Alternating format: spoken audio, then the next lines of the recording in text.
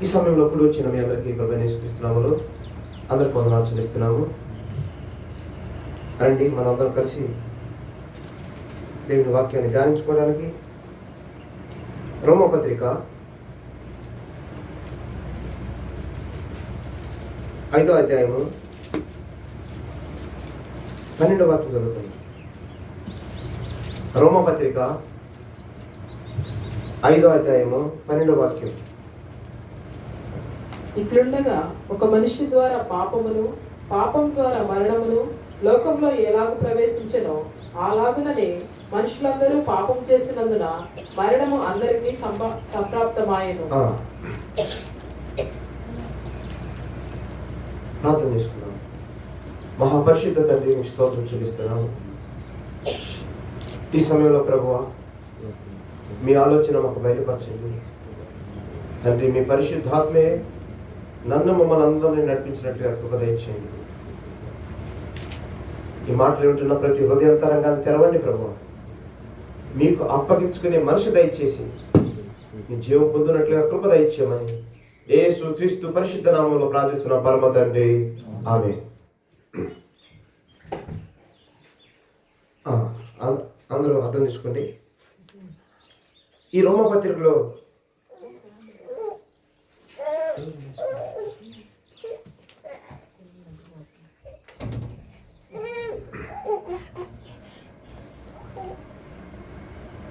మనం 5:12 చూస్తున్నాం. మనం ఇట్లుండగా ఒక మనుషుని ద్వారాగా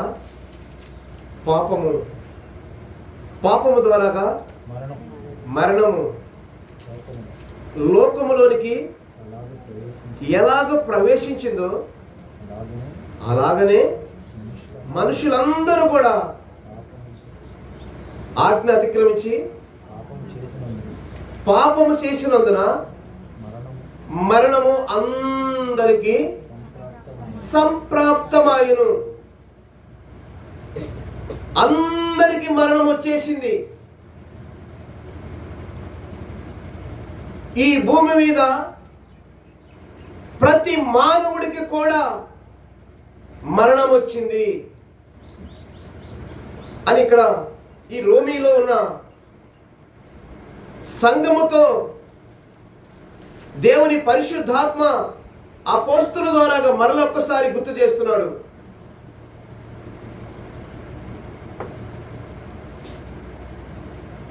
ఈ లోకములోనికి మరణము ఎట్లా వచ్చింది? వాస్తవానికి దేవుడు మరణాన్ని తీసుకురాలా.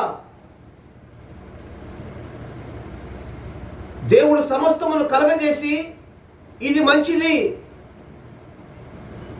దీనిని మీరు అనుభవించినట్లుగా దీన్ని మీ కొరకు నేను చేస్తున్నానని ప్రతి దానిని కూడా దేవుడు, సూర్యుడు, చంద్రుడు, నక్షత్రములు, సమస్త జలరాశులు, ఆకాశము సమస్తమును కలగజేసి దేవుడు ఈ మనుషుడికి ఇచ్చాడు. వీటి వల్ల మనుషుడు అన్నీ కూడా వాడుకొని క్షేమాభివృద్ధి పొందాలని. కానీ ఇక్కడ మరణం వచ్చింది అంటే ఒక్క మనుషుని ద్వారాగా మరణం వచ్చింది. నిజానికి మరణము ఏంటి అని చూస్తే ఇది వాస్తవానికి దీనికి శరీర మరణం ఉన్నది, ఆత్మ మరణం కూడా ఉన్నది. మొట్టమొదటిగా ఈ మనిషి ఆత్మలో మరణించిన తర్వాతనే శరీరములో మరణించాడు. స్తోత్రం, హల్లెలూయా. ఈ మొట్టమొదట మనిషి మొదట దేనిలో మరణించాడు? ఆత్మలో మరణించాడు. ఈ ఆత్మలో మరణించిన మానవుడు కొన్ని వందల సంవత్సరముల తర్వాత శరీరములో మరణించాడు. స్తోత్రం, హల్లెలూయా. మెతుషేల ఎన్ని సంవత్సరాలు బతికాడు? నోవాహు ఎన్ని సంవత్సరాలు బతికాడు? 900 సంవత్సరాలు పైబడి. ఒకరు 930, మరి ఒకరు 900 దాదాపుగా 60-65 సంవత్సరాలు అక్కడ బ్రతికినట్లుగా మనకి వాక్యములో ఉంది. అంటే ఇన్ని వందల సంవత్సరాలు మనుషుడు, ఇన్ని వందల సంవత్సరాల తర్వాత ఈ మనిషి మరణించాడు అంటే మొట్టమొదటగా ఈ మనిషి మరణించిన మరణము ఆత్మలో ఆత్మలో ఆత్మలో మరణించిన మనిషి ఆ తర్వాత శరీరములో మరణిస్తున్నాడు. ఈ మనుషుడు ఆత్మలో కనుక మరణించకపోయి ఉన్నట్లయితే శరీరంలో కూడా మరణం వచ్చేది కాదేమో. శరీరానికి కూడా దేవుడు మరణం ఇచ్చేవాడు కాదేమో. ఎందుకంటే నిజానికి దేవుడు సదాకాలము కొరకు ఈ మనిషిని జీవించటానికి దేవుడు నిర్మించాడు. కానీ ఈ మానవుడు దేవుని ఆజ్ఞ అతిక్రమించి, ఏంటి అతిక్రమించిన ఆజ్ఞ? మంచి చెడులు తెలియనిచ్చు వృక్ష ఫలము దేవుడు తినొద్దన్నాడు, తింటే సస్తావన్నాడు. కానీ ఈ మనిషి ఆదాము అవ్వ దేవుని యొక్క ఆజ్ఞను అతిక్రమించి వీరు పండు తిన్న దాన్ని బట్టి వాస్తవానికి వీరికి మరణం వచ్చింది. వీరి వల్ల పుట్టినటువంటి మనుషులందరికీ కూడా ఇప్పుడు మరణం వచ్చింది. అయితే సహోదరులారా, ఇప్పుడు మంచిగా అర్థం చేసుకోండి. ఈ భూమి మీద మరణించిన ప్రతి మానవుడు కూడా ఇప్పుడు వారి శరీరం అంతా ఏమైపోయింది? కుళ్ళు పట్టిపోయింది. ఈ భూమి మీద మరణిస్తున్న ప్రతి మానవుడు కొన్ని సంవత్సరాల తర్వాత ఈ మనిషిని యొక్క శరీరం ఏమవుతుంది? మట్టికి మట్టి అయిపోతుంది. కొన్ని సమాధులు, కొన్ని కేసుల్లో చూడండి, ఈ ప్రభుత్వంలో కొన్ని కేసులు కొంతమంది విఐపీల యొక్క మరణము భూమి మీద అది కొంచెం అనుమానంగా ఉంటే ఆ మరణాలు అవి రీఓపెన్ చేసినప్పుడు కొన్ని సంవత్సరాల తర్వాత కూడా రీఓపెన్ చేసిన సమాధులు ఉన్నాయి. అప్పటికి వారి సమాధిలో ఉన్నటువంటి శరీరం చూస్తే అంతా కూడా ఏమైపోయి ఉంది? కుళ్ళిపోయింది. అర్థమవుతుందా అందరికి? అందరు ఇక్కడే ఉన్నారా? వారి యొక్క శరీరాలు ఏమవుతున్నాయి? కుళ్ళిపోయినాయి, మట్టి అయిపోయింది, మట్టి అయిపోయింది, కుళ్ళిపోయింది. ఇట్లా సహోదరులారా, పాపము చేసిన మనుషులే కాదు, దేవుని కొరకు జీవించి దేవుని యొక్క పనిలో ఉన్న ఎందరో ప్రవక్తలు, దానియేలు కావచ్చు, యెషయా కావచ్చు, ఇర్మియా కావచ్చు, ఈ మలాకి కావచ్చు, ఎంతో మంది ప్రవక్తలు, ఇట్లా చెప్పుకుంటా వెళ్తే ఎందరో ప్రవక్తలు భూమి మీద ఉన్నారు. వీరు కూడా చనిపోయారు. వీరి యొక్క శరీరాలు కూడా ఏమైపోయినాయి? భూమిలో కుళ్ళుబట్టిపోయినాయి, భూమిలో మట్టికి మట్టి అయిపోయినాయి. కానీ సహోదరులారా, ఒకరి యొక్క మరణం మాత్రం ప్రత్యేకంగా ఉంది. అది ఇప్పుడు కొంచెం మనము ధ్యానిద్దాము, ముందుకెళ్దాము. అపోస్తల కార్యములు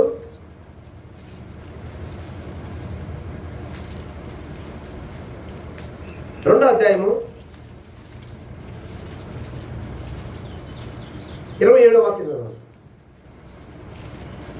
అపోస్తల కార్యములు 2వ అధ్యాయము. నీవు నా ఆత్మను పాతాళంలో విడిచిపెట్టవు, నీ పరిశుద్ధిని కుళ్ళు పట్టనీయవు, నాకు జీవ మార్గములు తెలిపితివి. ఇక్కడ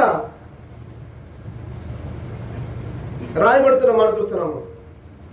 నీవు నా ఆత్మను పాతాళంలో విడిచిపెట్టవు. విడిచిపెట్టవు.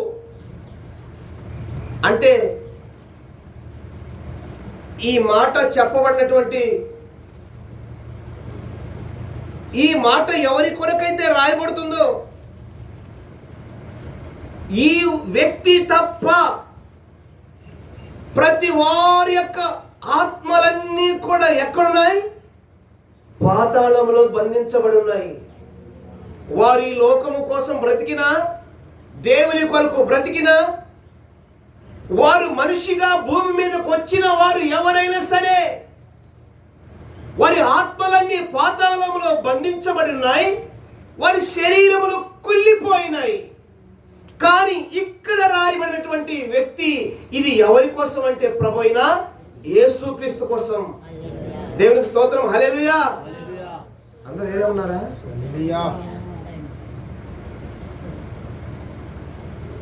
ఎవరు ఈయన? ఎవరు ఈయన? ప్రత్యేకంగా కనబడుతున్నాడు. ఈయన మనకు ఒక ప్రత్యేకంగా కనబడుతున్నాడు. ఈయన ఎవరు అని చూస్తే ప్రభు అయిన యేసుక్రీస్తు. స్తోత్రం. హల్లెలూయా. ఈయన ఆత్మ మాత్రము పాతాళములో లేదు.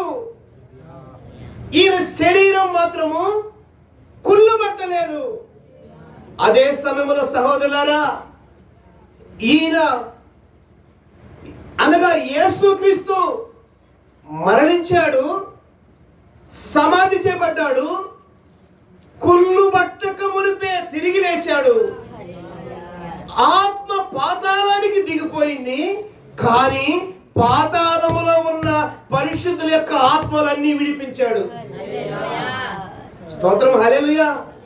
పాతాళము బంధించటము కాదు గాని పాతాళములో బంధించబడిన పరిశుద్ధుల ఆత్మలను కూడా ఈయన పాతాళాన్ని ఓడించి తిరిగి లేపి ఉన్నాడు.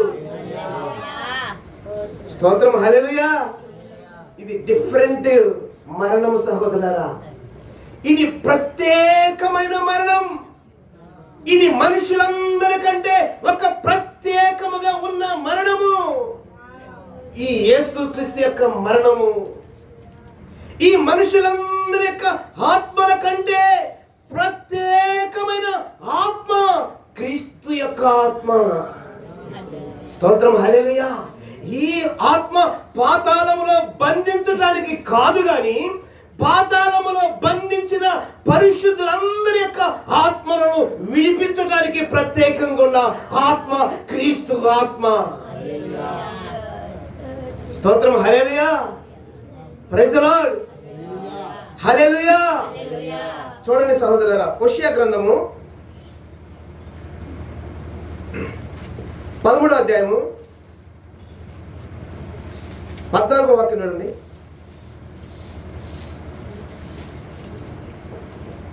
అయినను పాతాళ వశంలో నుండి నేను వారిని విమోచింతును. అయినను పాతాళ వశము నుంచి నేను వారిని విమోచింతును. మృత్యువు నుండి వారిని రక్షింతును.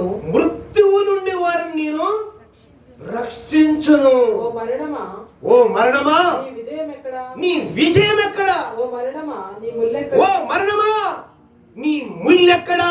పశ్చాత్తాపం నాకు పుట్టదు. మరణమా, నీ విజయం ఎక్కడా? మరణమా, నీ ముల్లెక్కడా?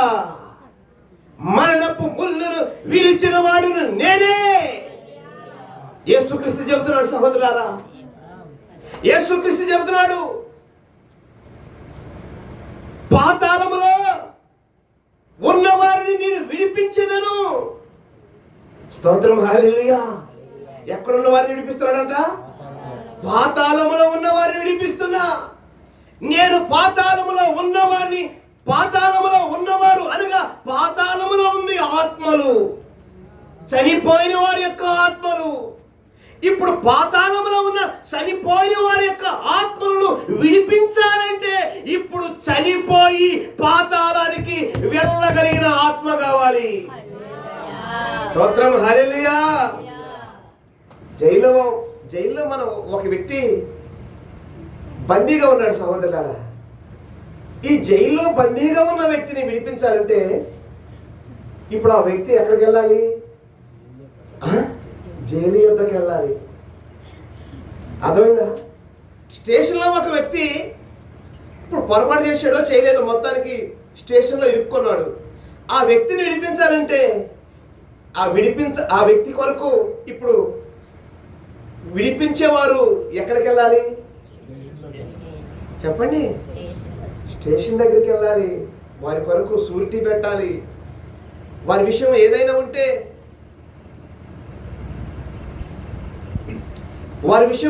ఉంటే అది రెస్పాన్సిబిలిటీ మాది.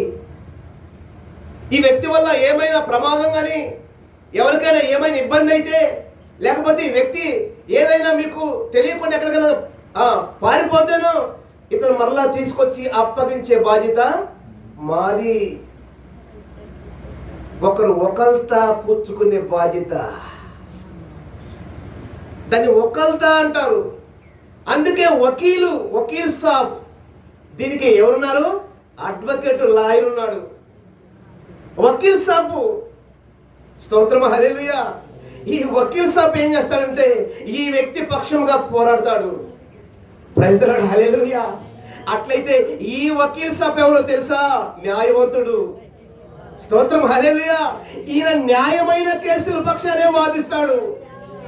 ఈ వకీల్ సాబ్ అన్యాయస్తుల పక్షాన వాదించడు, న్యాయమైన ఆత్మల పక్షాన వాదిస్తాడు. స్తోత్రం హల్లెలూయా. ఈయన మనుషుల పక్షాన కాదు గాని సరిపోయి పాతాళములో బంధించబడిన పరిశుద్ధుల యొక్క ఆత్మల పక్షముగా స్తోత్రములు వాదిస్తున్నాడు. వాదిస్తమే కాదు, విడిపిస్తున్నాడు. ప్రైజ్ ది లార్డ్, హల్లెలూయా.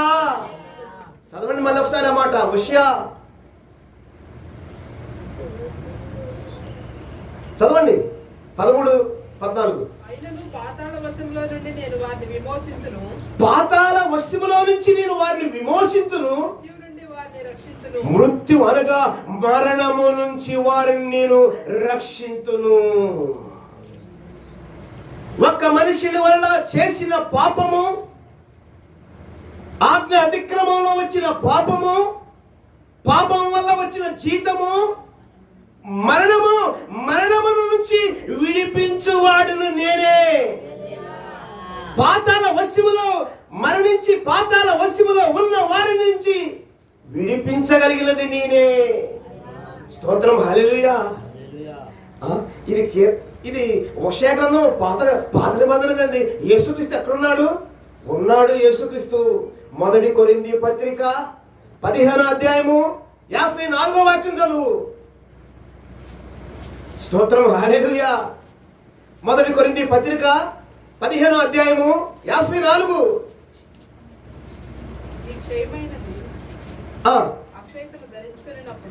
అక్షయమైనది అక్షయతను ధరించుకున్నప్పుడు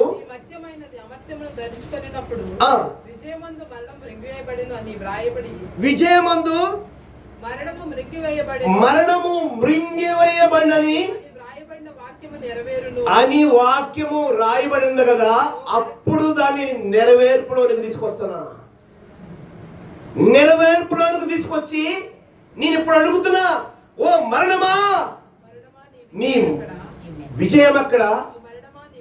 ఓ మరణమా నీకున్న ముళ్ళెక్కడా? మరణకున్న ముళ్ళు పాపమైతే, పాపమునకున్న బలము ధర్మశాస్త్రం అయితే, అయినను మన ప్రభు అయిన యేసుక్రీస్తు మూలముగా మనకు జయం అనుగ్రహిస్తున్న దేవునికి స్తోత్రం. హల్లెలూయా.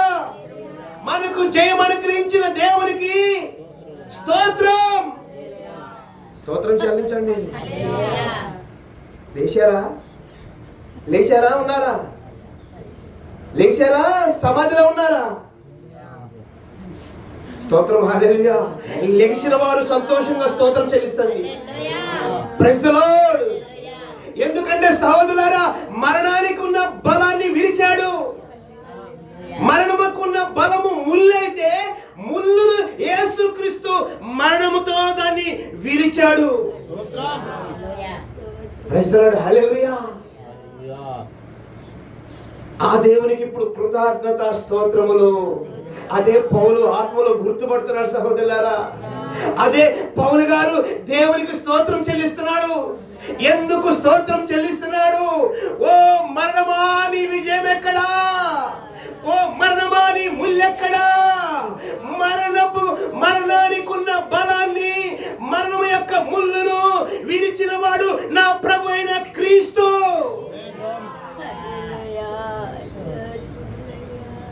హల్లెలూయా, స్తోత్రం.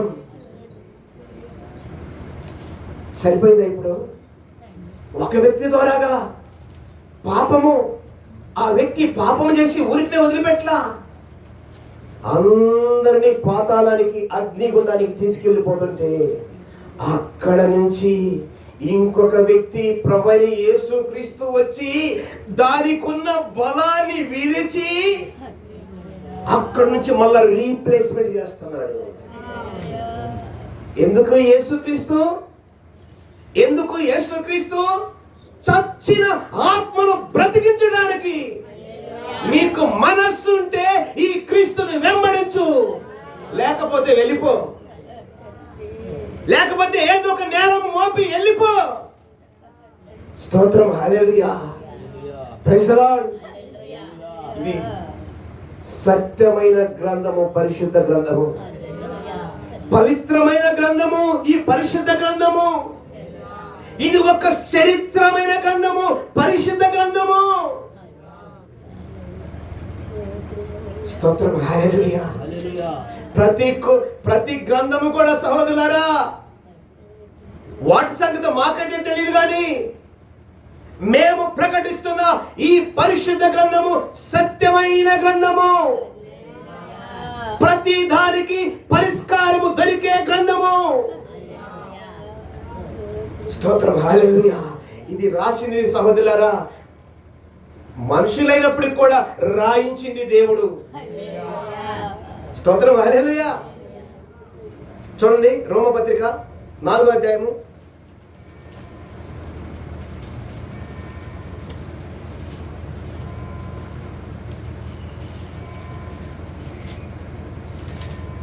25వ వాక్యం.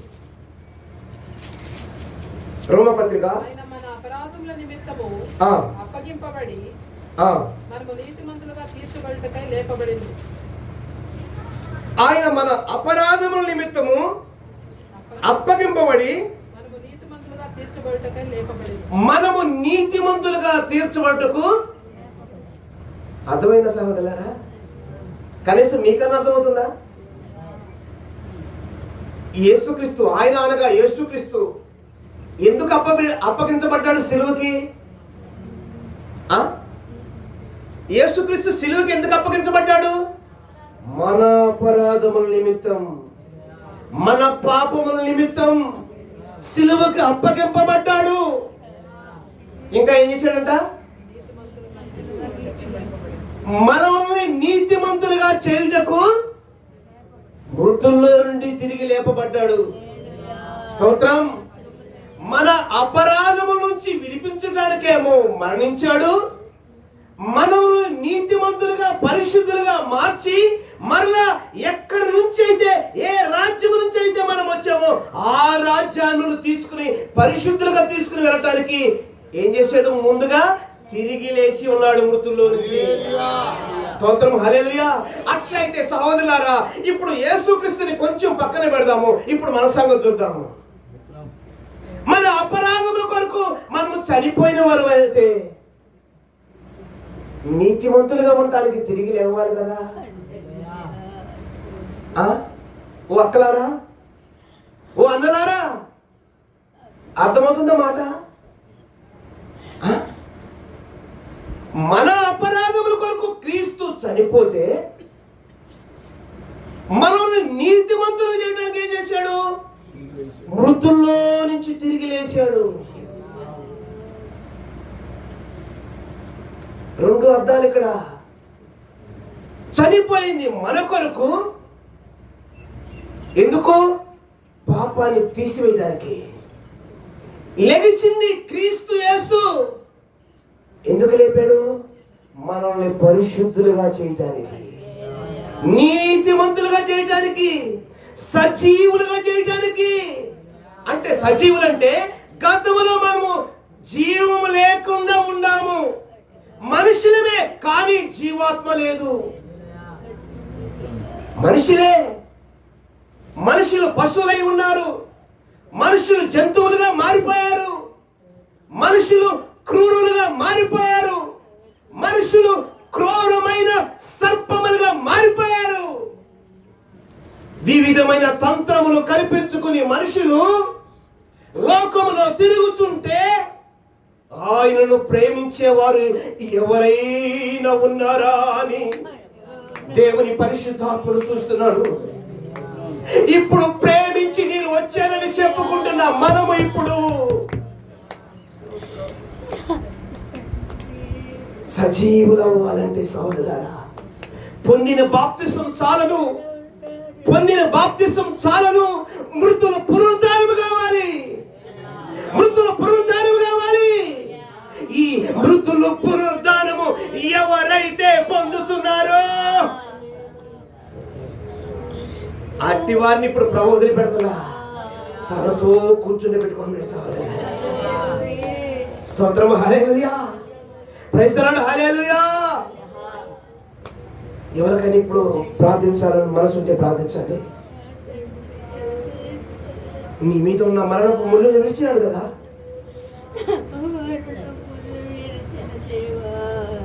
నీవు పాపములో చచ్చి ఉంటే, మన పాపములో చచ్చి ఉంటే అట్లా చూసి వెళ్ళిపోలేదు, అట్లా చూసి వెళ్ళిపోలేదు. అయ్యో, ఈ మానవుడు నా పోలికలో ఉన్నాడు, ఈ మనుషుడు నా పోలికలో ఉన్నాడు. ఇతని పేరు ఏదైనా సరే, ఇతని ఊరు ఏదైనా సరే, ఇతని దేశం ఏదైనా సరే, ఈ మానవుడు నా పోలికే, ఈ మనుషుడు నా స్వరూపమే. ఓ మానవుడా, నిన్ను నేను విడిచిపెట్టను, నిన్ను నేను రక్తమిచ్చి కొంటా.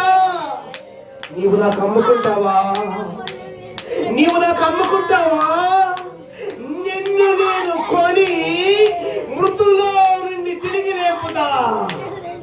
ఎందుకంటే నీకు నష్టమైపోయిన జీవాత్మ, సజీవమైన ఆత్మ మృతుల్లో నుండి తిరిగి లేచిన తర్వాత నీకు దొరుకును.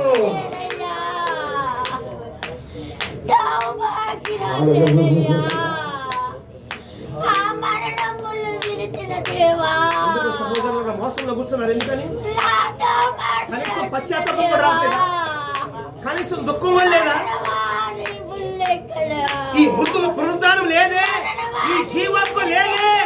నేను ఊరికే వచ్చి కూర్చుని పాత్రని ప్రార్థించి వెళ్ళిపోతున్నానే. కనీసము కొంచెం కూడా దుఃఖం లేకుండా. ఎందుకు సహోదరులారా మోసం చేసుకుంటారు? ఎందుకు సహోదరి మోసగించుకుంటావు?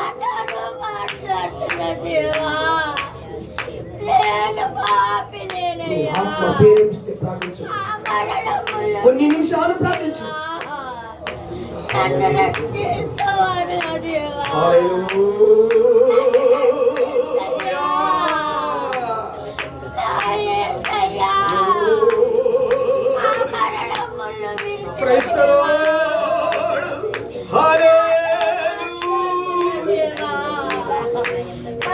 ఆ జీవాత్మ కావాలి.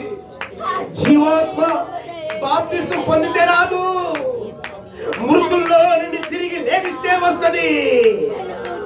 జీవాత్మ మృతుల్లో నుండి తిరిగి లేగుస్తున్నప్పుడు ఏ ఆత్మ అయితే నష్టమైపోయిందో ఆ ఆత్మ తిరిగి రావాలంటే బాప్తిసం పొంది చచ్చిన వారలారా ఇప్పుడు జీవము కావాలి, తిరిగి లేవటం కావాలి, తిరిగి లేవటం కావాలి, తిరిగి లేవటం కావాలి, ఆత్మలో తిరిగి లేవటం కావాలి.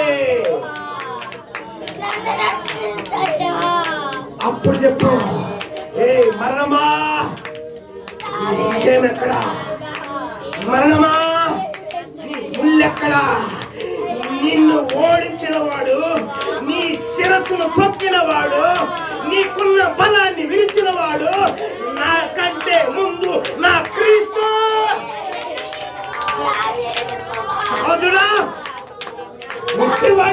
కూర్చున్నావు సహోదరా? కుంటివాడివై ఎన్ని రోజులు కూర్చుంటావు పళ్ళ కింద?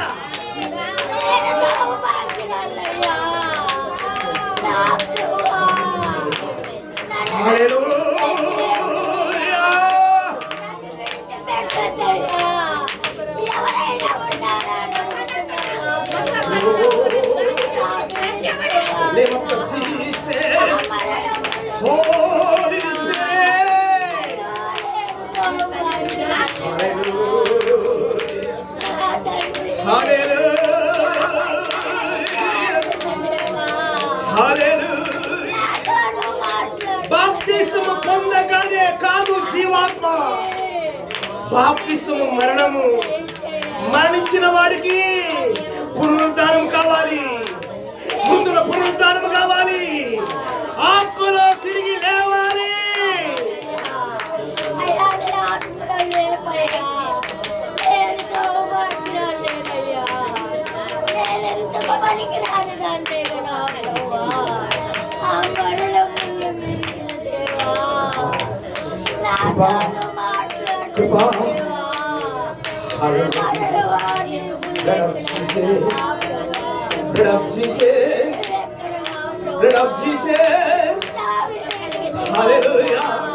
సహోదరులారా, కొన్ని మీకు జ్ఞానయుక్తమైన మాటలు చెప్పి కూర్చుండబెట్టడానికి కాదు, సచ్చిన మీ ఆత్మను క్రీస్తుతో కూడా కలపటానికే ఇక్కడ ఉన్న మా పరిచర్య.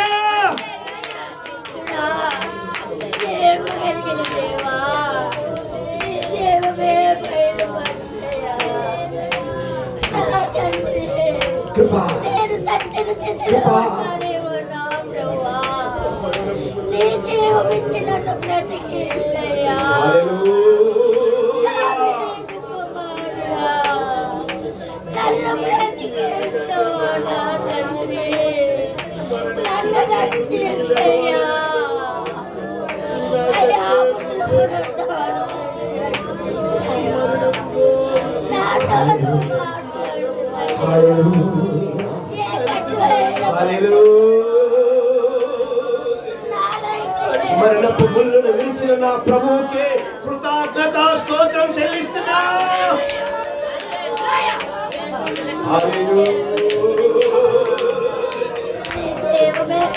ఇప్పుడు చెప్పు, ఇప్పుడు చెప్పు, నా మీద మరణానికి అధికారం లేదు.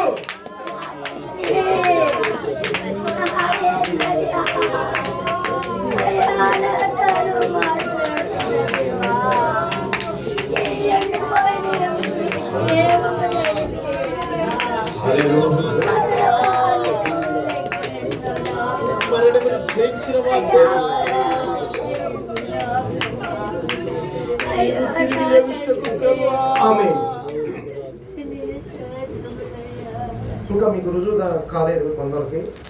చూడండి, మొదటి పేతురు పత్రిక. ఇంకా కొందరికి రుజువు కావట్లేదు. వారు లేవటానికి, ఆ మరణాన్ని ఓడించడానికి మనసు లేకుండా పోతుంది. మొదటి పేతురు పత్రిక 1వ అధ్యాయము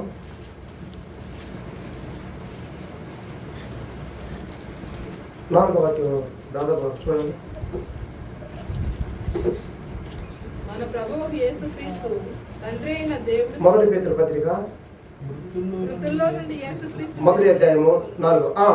మృతుల్లో నుండి యేసుక్రీస్తు తిరిగి లేచుట వలన, యేసుక్రీస్తు తిరిగి లేచుట వలన జీవముతో కూడిన నిరీక్షణ మనకు కలుగునట్లు, అనగా అక్షయమైనది నిర్మలమైనది స్వాస్యము మనకు కలుగునట్లు. ఏ స్వాస్యం అంట? ఏ స్వాస్యం అంట? అక్షయమైనది నిర్మలమైనది. అక్షయమైనది అంటే అంతము లేనిది. ఈ నిర్మలము యథార్థమైన, పరిశుద్ధమైన, పవిత్రమైనది. పవిత్రమైన మనస్సాక్షికుడు, పరిశుద్ధమైన మనస్సాక్షి, అంతము లేనిది, అంతము లేని రాజ్యము కొరకు ఇప్పుడు ఏ మనస్సాక్షి కావాలి? పవిత్రమైన నిర్మలమైన ఏ దోషము లేని మనస్సాక్షి కావాలి. ఇప్పుడు నకిలీ మనస్సాక్షి కలిగి ఇక్కడ కూర్చుంటే దొరకదు ఈ రాజ్యం. మనకు ఇక్కడ స్థలము దొరకొచ్చు, దేవుని రాజ్యం మాత్రం దొరకదు. ఈ నకిలీ మనస్తత్వము తొలగిపోవాలి. నిర్మలమైన యథార్థమైన మనసు కావాలి. సహోదరుల మీద సహోదరులు సొనిగి గొనిగే మనసు సమయము కాదు ఇది. దీన్ని ప్రేరేపిస్తున్న శక్తి పాతాళ శక్తి. ఇది మనలో లెగుస్తుందంటే అర్థం చేసుకోండి. మీరు మిమ్మల్ని ఆల్రెడీ పాతాళ శక్తి పట్టుకుందని గుర్తుపెట్టుకోండి. సహోదరులారా, సహోదరులారా, ఈ తంత్రము మనలో పనిచేసిందంటే మనకు తెలియకుండానే ఈ పాతాళ శక్తి మనల్ని ఏలుతుందని వాక్యం రుజువు చేస్తుంది. చదవండి.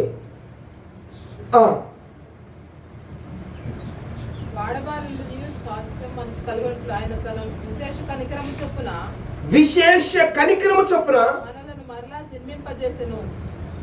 మనలను అందరూ చెప్పండి. మనలను చెప్పండి, నోరు తెచ్చి. మనలను మరలా. ఓ స్తోత్రం. ఏం చేశాడంటే ఇప్పుడు మరలా పుట్టించాడంట. స్తోత్రం, హల్లెలూయా. మరలా ఏం చేశాడు? ఇప్పుడు పుట్టించాడు. ఇప్పుడు ఆదాము మొదటి ఆదాము నుంచి కాదు, ఇప్పుడు పుడుతుంది. క్రీస్తు యేసు అనే నరుడు ద్వారా పుడుతున్నాం. స్తోత్రం, హల్లెలూయా. నీవు నేను ముందు ఈ పాపము చేసిన ఆదాము ద్వారాగా పుట్టి చచ్చాం. ఇప్పుడు మనం బ్రతకాలంటే ఎవరి ద్వారాగా బ్రతుకుతున్నాము? క్రీస్తు యేసు ద్వారాగా మరలా మనల్ని పుట్టిస్తున్నాడంట. ఇది క్రొత్త జన్మ. ఈ జన్మ దేనికో తెలుసా? కొలసీ పత్రిక 3వ అధ్యాయము 1వ వాక్యం చూడండి. త్వరగా తీయండి. కొలసీ పత్రిక 3వ అధ్యాయము.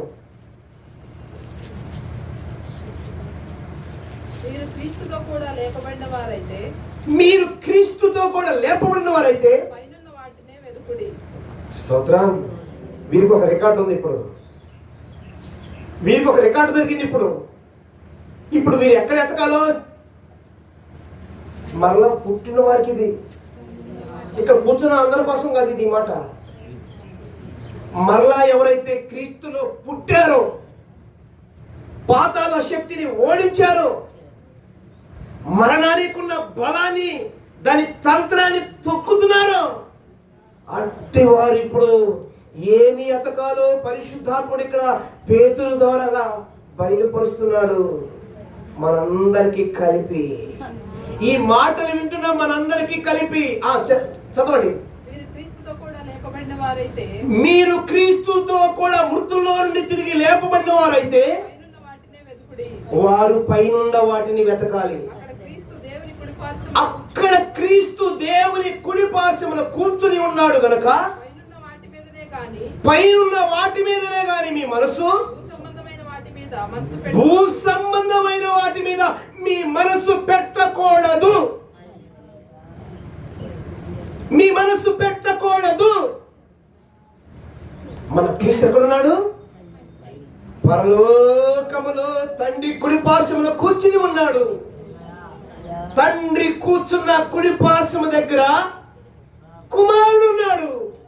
కుమారుడైన క్రీస్తు యేసు యొక్క కుడి పార్శ్వమున ఇప్పుడు తన సంఘము అనగా మృతుల్లో నుంచి క్రొత్తగా ఎవరు పుడుతున్నారో వారిని కూర్చొని పెట్టబోతున్నాడు. స్తోత్రం, హల్లెలూయా. ప్రైజ్ ది లార్డ్, హల్లెలూయా. స్తోత్రం చెల్లిద్దాము. ఈ విశ్వాసం ఉన్నవారే దేవుని మహిమపరుద్దాము.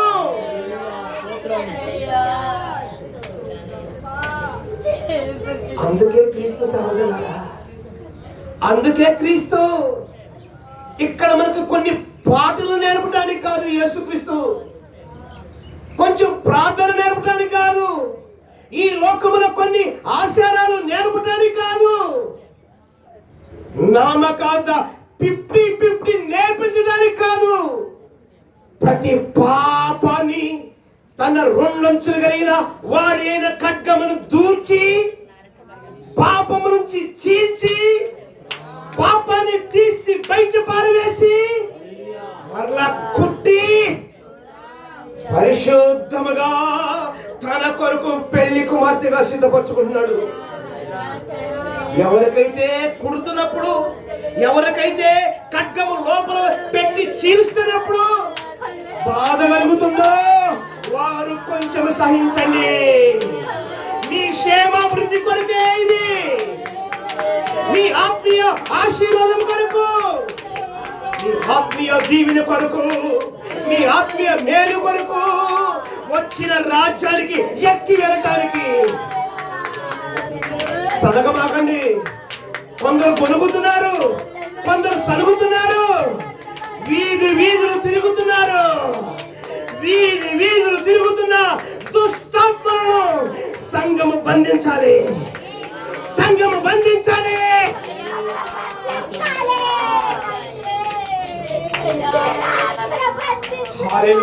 హల్లెలూయా. చెప్పు ఇప్పుడు, మరణమా నీ ముల్లెక్కడా, మరణమా నీ విజయం ఎక్కడా?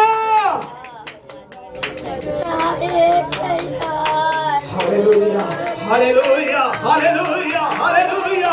విశ్వాసం ఉన్న వారు ప్రార్థించండి, విశ్వాసం ఉన్న వారు ప్రార్థించండి. నా ప్రభు తిరిగి లేపుతున్నాడు, నన్ను క్రొత్తగా పుట్టిస్తున్నాడు, నన్ను క్రొత్తగా కలుగజేస్తున్నాడు.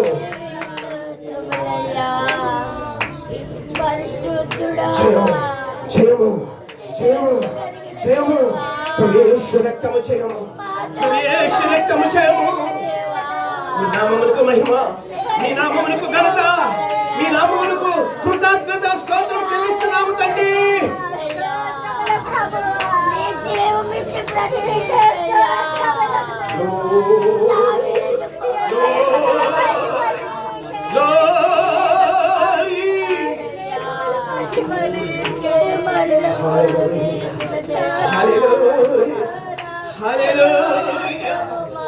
నా ఆత్మను కుళ్ళు పట్ట నీవు తండ్రి, నా ఆత్మను కుళ్ళు పట్ట నీవు మృతులను సైతము ఓడించి పరిశుద్ధుల ఆత్మను సమస్తమును కూడా తీసుకుని వచ్చి పరదేశికి అప్పగించడానికి తండ్రి మీరు నాకు ఇచ్చిన కృపను బట్టి స్తోత్రం. దేవుని కుమారుడైన క్రీస్తు తండ్రి నామమును గణపరుస్తున్నాడు. మృతుల్లో నుండి తిరిగి లేచిన తర్వాత సజీవుడైన దేవుడై ఉన్నాడు ఈ క్రీస్తు.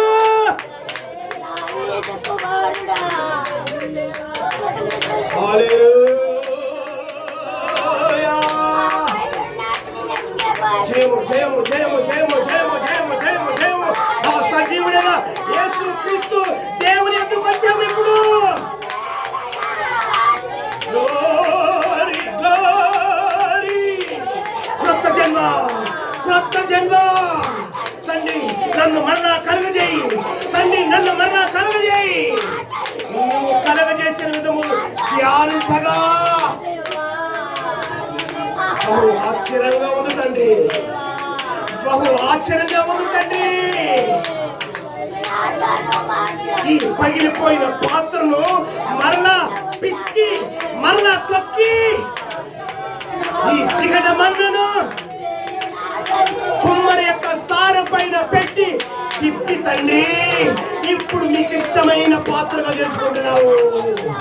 ఓ రివాస్ సలాం దురానా అద్దురానా దురానా సలాం దురానా.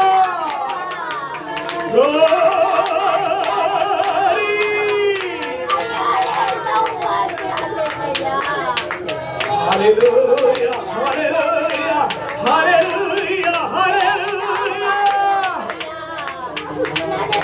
కృప కలిగిన గాక, కృప కలిగిన గాక, కృప కలిగిన గాక. రక్తం చేయము, రక్తం చేయము, రక్తం చేయము, రక్తం చేయము.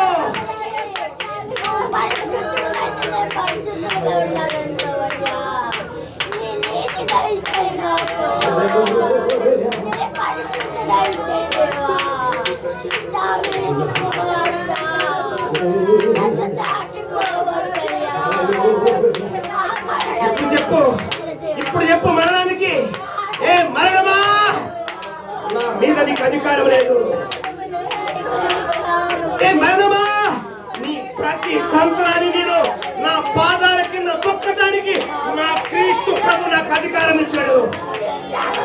విశ్వాసం ఉంటే చెప్పు సహోదరుడా.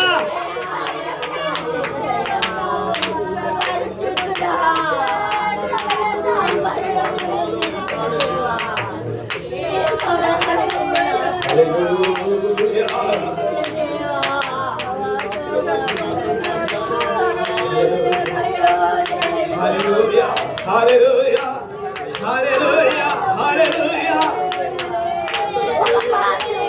hallelujah.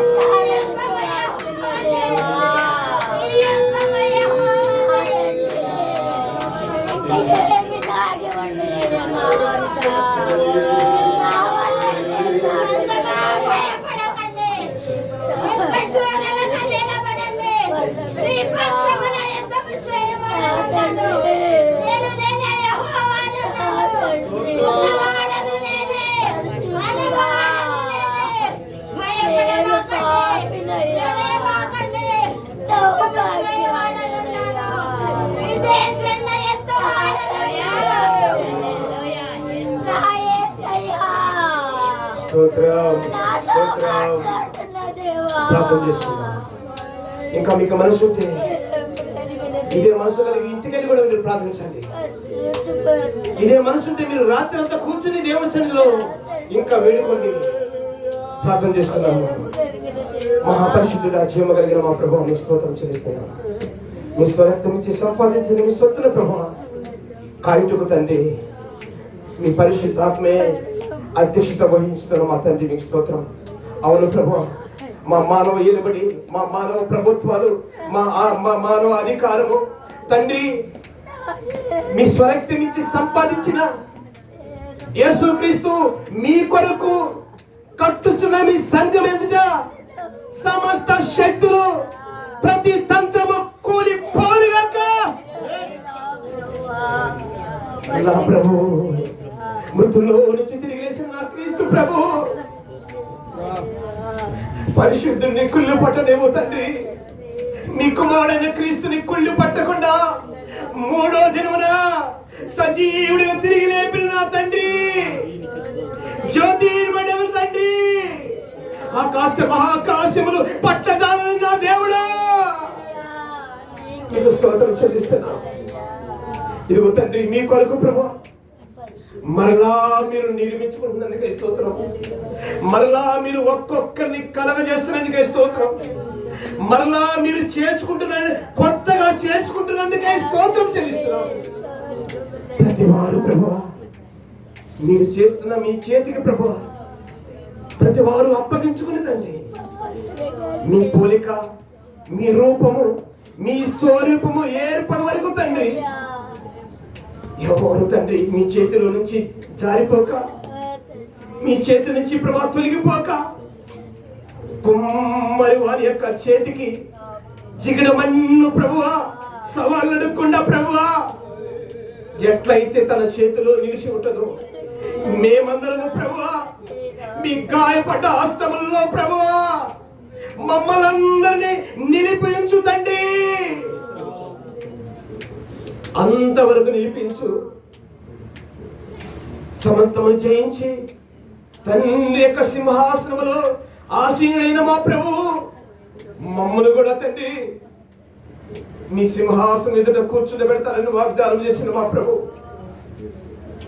మా పౌరు స్థితి పరలోకములో ఉందని మీరు సెలవిస్తున్నా తండ్రి. మీకు స్తోత్రం.